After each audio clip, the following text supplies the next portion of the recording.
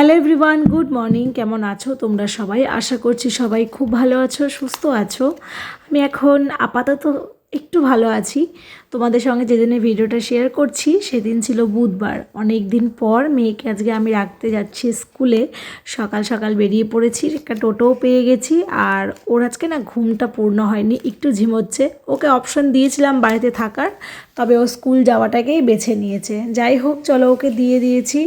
ঠান্ডাটা বেশ ভালো পড়েছে, মানে একদম জাঁকিয়ে শীত যাকে বলে তাকে পড়েছে। আমি তো অনেক দিন থেকে সকালবেলা বাইরেটাই বেরোইনি, এতটা যে ঠান্ডা পড়বে বুঝতে পারিনি। আর সাথে চাদর টাদর কিছুই নিয়ে আসিনি। আর আমার যেহেতু বাড়ির কাছেই, মানে যে পাড়াটা দিয়ে আমি যাতায়াত করি, আমাদের মঙ্গলবাড়ির মোড় পর্যন্ত আসি, সেটা বলতে পারো এক প্রকার আমার পাড়াই বলতে পারো। এখানেই আমার বেড়ে ওঠা সব কিছু। সবাই মোটামুটি চেনে, বাবাকে যেহেতু চেনে, সবাই বলছে কিরে তোর ঠান্ডা লাগছে না? আমার তো ঠান্ডা লাগছে, কি করে বলি ওদের বলো। যাই হোক, সূর্যদেব উঠে পড়েছে, টুক করে একটু প্রণাম করে নিয়ে চলে এসেছি বাড়িতে, বুঝতেই পারছো। চলো বাড়ির ভেতরে যাই। সারাদিন কোনো রকম ভিডিও করতে পারিনি, তার কারণ প্রচণ্ড মাইগ্রেনের যন্ত্রণা। বলতে পারো এক প্রকার সারাদিন শুয়ে কাটিয়েছি কোনো রকমে রান্নাবান্না করে। বাজে এখন দুপুর আড়াইটে বেরোনোর কথা, কিন্তু বেরোতে পারছি না, কারণ ওই যে সময়ের সাথে কুলিয়ে উঠতে পারছি না শরীর খারাপের কারণে। মেয়েকে রেডি করে দিয়েছি, আর আমি সেই যে মন্দিরে পরে গেছিলাম শাড়িটা, সেই শাড়িটাই পরেছি। অন্য কোনো একটা ভালো শাড়ি হয়তো পরলে হতো, কিন্তু সত্যি বলতে আমার আর সেই এনার্জিটা নেই। আজ মেয়ের স্কুলে ছিল সপ্তশক্তি সঙ্গম বলে একটি অনুষ্ঠান। আরএসএসের স্কুলেও যেহেতু পড়ে, এরকম খুব সুন্দর সুন্দর অনুষ্ঠান মাঝে মধ্যেই হয়। আজকে মেয়ে সেজেছিল মা সারদা দেবী, মা সারদা দেবীর একটি বাণী ও বলেছিল, এত সুন্দর বলেছিল। মেয়ের সাথে সাথে আরও দুজন, একজন মাতঙ্গিনী হাজরা এবং একজন ঝাঁসির রানী লক্ষ্মীবাঈ সেজেছিল।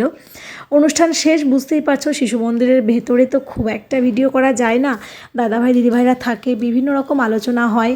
আর আমি এগুলো খুব একটা পছন্দও করি না বলতে পারো।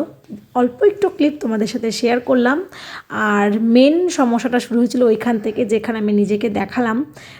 সেই সময় থেকে প্রচণ্ড কাঁপুনি দিয়ে জ্বর চলে এসেছিল আমার। সেদিন কোনো ভিডিও তো করতেই পারিনি, সারা রাত ঘুমোতে পারিনি ঠিকঠাক, না আমি খেতে পেরেছি না আমার বাড়ির লোক খাওয়া দাওয়া করতে পেরেছে। বলতে পারো এক প্রকার হসপিটাল নিয়ে যাওয়ার মতো উপক্রম হয়েছিল। কিন্তু এই যে আমার হাজব্যান্ড ভীষণ স্ট্রং একটা মানুষ, ও অনেকক্ষণ অবধি সহ্য করে শেষ পর্যন্ত আমাকে বাড়িতেই এটা ওটা খাইয়ে মোটামুটি স্টেবল কন্ডিশনে নিয়ে এসেছিলো। তো এটা তার পরের দিনের ভিডিও। পরের দিন সন্ধ্যাবেলা বেরিয়েছি, দেখতেই পাচ্ছ একদম হুডি ফুডি পরে বেরিয়েছি। আমার অবস্থা ভীষণ কাহিল। এখনও আমার ভয়েসটা শুনে তোমাদের হয়তো খুব একটাই লাগছে না, তার কারণ ওই যে প্রচণ্ড বললাম যে কাহিল একদম, ঠোঁটে ফোটে জ্বরটা বেরিয়েছে। জানি না কবে তোমাদের সামনে আসতে পারবো, কবে লাইভ করতে পারবো। এসেছি হাজব্যান্ডের বন্ধুর দোকান থেকে। এখানে হচ্ছে হাজব্যান্ড কিছু একটা কাজ করছে ওর বন্ধুর আর কি মেশিনপত্রতে। তো আমি এখানে বসে আছি, মেনলি এখানে নেব মেডিসিন, হাজব্যান্ডেরও মেডিসিন নেওয়ার আছে। ওরও প্রচণ্ড শরীর খারাপ বলতে কি ওর ঠান্ডা লাগার একটা টেন্ডেন্সি আছে খুব। আর যেহেতু শীতকাল পড়েছে, ওর তো এখন মাঝে মধ্যে এরকম হবে। একটা অ্যালার্জি টাইপ, প্রচণ্ড হাঁচি হয়, নাক মুখ দিয়ে, মানে কী বলবো, একটা নাক দিয়ে জল পড়ে, মানে একটা খুব বাজে সিচুয়েশান হয় ওর। যাই হোক, সমস্ত ওষুধ নেওয়া হয়ে গেছে। আর তারপরে বাড়ি যাব বলে যাচ্ছিলাম। তো হাজব্যান্ড বললো একটু চা খাও, গলাটায় আরাম লাগবে। আর চায়ের দোকানের পাশেই না এই চপের দোকানটা। কী করব বলো, শরীর খারাপ হলেও জিভটা তো আর মানে সামলাতে পারছি না, জিভটাকে আটকে রাখতে পারছি না। মুখে রুচি বলতে কিন্তু একদম কিচ্ছু নেই, মানে কোনো টেস্ট নেই। কিন্তু ওই যে চোখে দেখে ভালো লাগছিলো বলে নিয়েছিলাম। পরে অবশ্য খেয়েছি আমি, আর মেয়ে, হাজব্যান্ড খাইনি। চলে এসেছি বাড়ির একদমই কাছাকাছি। এই মোড়টা তোমরা অনেকবারই দেখেছো আমার ভিডিওতে। তো এখানে এসেছি ছবি তুলতে। ছবি বলতে পাসপোর্ট সাইজের ছবি লাগবে। তোমরা তো সবাই নিশ্চয়ই জানো এসআইআর নিয়ে একটা বিরাট উন্মাদনা লোকের মধ্যে আর কি ঘুরছে। এতটাও ব্যস্ত হওয়ার বা চাপের কিছু নেই, যদিও যেটুকু যা বুঝলাম আর কি। তো ছবি লাগবে মেনলি, ব্যাকগ্রাউন্ডটা যেন হোয়াইট থাকে। পাসপোর্ট সাইজের ছবি অনেক আছে, কিন্তু হোয়াইট ব্যাকগ্রাউন্ডে নেই, তো সেই কারণেই সে ছবি তুলতে। আর এইটাকে দেখো, যেখানে যায় সেখানে তো এর মানে কি বলবো, ওর বক্তব্য এখন এইভাবে উঠবে। একটা করে সিঁড়ি জাম্প করে ও উঠছে, মানে একটা করে সিঁড়ি তো পা দিচ্ছে না। ভেতরে অনেকটাই ভিড় ছিল, তো আমি ওই গেটের সামনেটা দাঁড়িয়েছিলাম। আসলে আমার না একদম ভালো লাগছিল না ওইসব ভিড়ের মধ্যে গিয়ে বসতে বা কারোর সাথে কথা বলতে।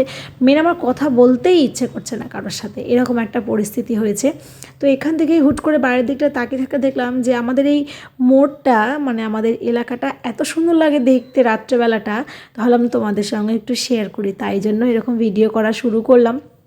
যদিও এখন রাত্রি প্রায় 9টা, আস্তে আস্তে এলাকাটা 10:30 11টা বাজতে বাজতে অনেকটাই ফাঁকা হয়ে যাবে। তো বেশ ভালো লাগছে দেখতে বলো। আমার তো খুব ভালো লাগছে দেখতে। আর সত্যি কথা বলতে আমরা যখন ছোট ছিলাম এই জায়গাটা এতটা ছিল না, দিনকে দিন যেরকম ডেভেলপমেন্ট হচ্ছে সেটা দেখে আরও বেশি ভালো লাগছে। আর ওই যে দূরে দেখছো কম্বলের দোকানগুলো, আমাদের এই এলাকাটায় এখন এই মঙ্গলবাড়ি চত্বরটায় যেন 4-5টা এরকম দোকান বসবে, এরকম শীতের ব্ল্যাঙ্কেট মানে ব্ল্যাঙ্কেট নিয়ে আর কি। মেনলি ব্ল্যাঙ্কেটে এখন তো আর ওই কম্বলগুলো আর পাওয়া যায় না, ব্ল্যাঙ্কেট 17 ইঞ্চি বিভিন্ন রকমের কার্পেট নিয়ে। তো বাইরের সমস্ত কাজকর্ম সেরে বাড়ি চলে এসেছি। এই দেখো গতকালকে যে মেয়ের স্কুলের অনুষ্ঠানে গিয়েছিলাম সেখান থেকে এই পুরস্কারটা আমি পেয়েছি। এ কেমন মা বইটা পেয়ে আমার ভীষণ ভালো লেগেছিল।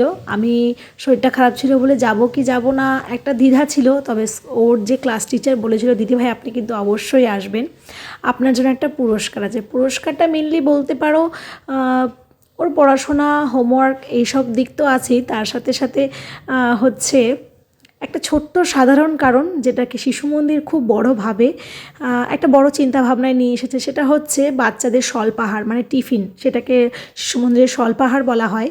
তো সেই স্বল্পাহারে মায়েরা, যে সমস্ত মায়েরা আর কি একদম গরম গরম খাবার প্রতিদিন এই 3টে বছর কন্টিনিউ আর কি গরম গরম খাবার ভোরবেলা উঠে বানিয়ে দিয়েছে, কারণ ওদের স্কুলটা তো 6:30টার মধ্যে প্রত্যেকটা বাচ্চা ম্যাক্সিমাম 6:40-এর মধ্যে ঢুকে পড়তে হয়। তো সেই টাইমের মধ্যে উঠে প্রতিদিন গরম খাবার তৈরি করে দেওয়া, এটা ওনাদের কাছে একটা বিশাল কিছু মনে হয়েছে এখনকার দিনে। মনে হওয়ার অনেক কারণও আছে, সব কিছু আর বলছি না, বলতে গেলে ভিডিওটা অনেকটা লম্বা হয়ে যাবে। যাই হোক দাদাভাই দিদিভাইদের মনে হয়েছে আমি ভালো মা, আমাকে একটা পুরস্কার দেওয়া যেতে পারে, সেই জন্য পুরস্কারটা দিয়েছে। আর সত্যি কথা বলতে জীবনে অনেক রকম পুরস্কার, বেশি স্কলারশিপ পাওয়া থেকে শুরু করে সোনার গয়না পাওয়া পর্যন্ত, নিজের বিজনেসের জায়গাতে গিয়েও পুরস্কার পেয়েছি, তবে এইটা আমার কাছে সারা জীবনের জন্য স্পেশাল হয়ে থাকবে। আমি মা হিসেবেও কিন্তু একটা পুরস্কার পেলাম যখন আমার মেয়ের বয়স 6 বছর। অনেক কথাই বললাম তোমাদেরকে, জানি না ভুল টুল কিছু বললাম কি না, প্লিজ কেউ কিছু মনে করো না। আর এই যে ছবিগুলো তুললাম, তোমরাই বলো তো ছবিতে সবথেকে বেশি সুন্দর কাকে লাগছে। এই ছেলেটাকে তো একদম গুন্ডা গুন্ডা লাগছে ছবিটায়, আর মেয়ের ছবিটা ভীষণ সুন্দর এসেছে। আর আমার হাতের স্পটটা দেখেছো, এই কিছুদিন আগে মানে ভাতের হাঁড়ি ঢাকনা স্লিপ করে গরম মাঠটা আমার হাতে পড়েছিল, তো অতিরিক্ত অ্যালোভেরা জেল দেওয়াতে ওটা তো ঠিক হয়ে গেছিলো, ফোসাটা নেয়নি, তবে আমার ওই জায়গাটা ওরকম স্পট হয়ে থেকে গেছে। জানি না এটা কবে ঠিক হবে, ভেতরে হালকা হালকা ব্যথাও আছে। তো এই হচ্ছে ব্যাপার। চলো আজকের ভিডিওটা এখানে এন্ড করছি। তোমরা সবাই খুব ভালো থেকো, সুস্থ থেকো, দেখা হবে খুব তাড়াতাড়ি নতুন কোনো একটা ভিডিওর সাথে।